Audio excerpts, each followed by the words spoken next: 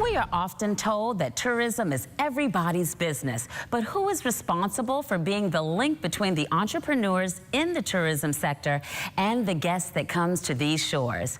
Well, the Tourism Development Corporation has a specific mandate that we are going to learn more about and a special pilot program now underway.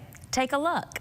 The goal of the Tourism Development Corporation, our legislative mandate is how do we ensure that the $6+ billion that we talk about as a result of touristic activities, how does that trickle down into the hands of everyday Bahamians?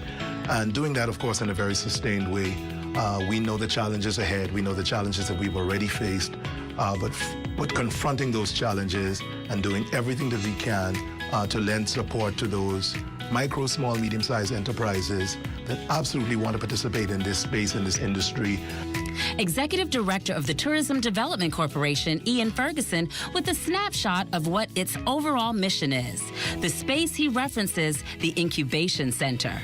It's really designed to be government-subsidized retail space for entrepreneurs, specifically in the tourism space.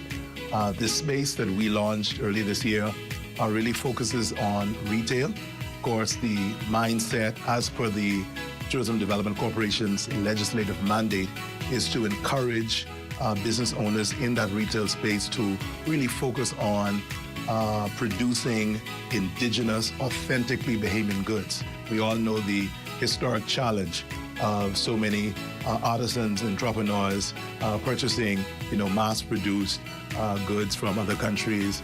But we really wanted a space dedicated to authentically Bahamian goods, where persons who were in that home business, in the micro business space, perhaps who were just doing the pop-ups, to actually have a location that they could really sell their ware and, in doing so, promote the Bahamas. The Incubation Center's location is the one that Ferguson says was strategic. As you know, there is a very concerted effort to bring back the magic of Bay Street, in particular the Eastern Corridor.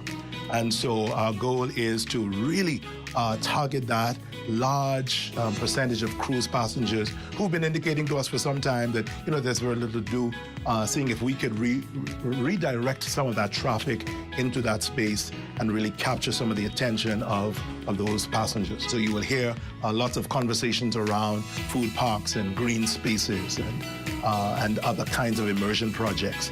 So this retail or this incubation center is one of the many things that we have determined that needs to be done to start to drive some of that traffic. We want to bring life back to Bay Street from the bridge all the way to the Hilton and beyond. We want all of this area to be the buzzing business and tourism center that it used to be, certainly in my generation.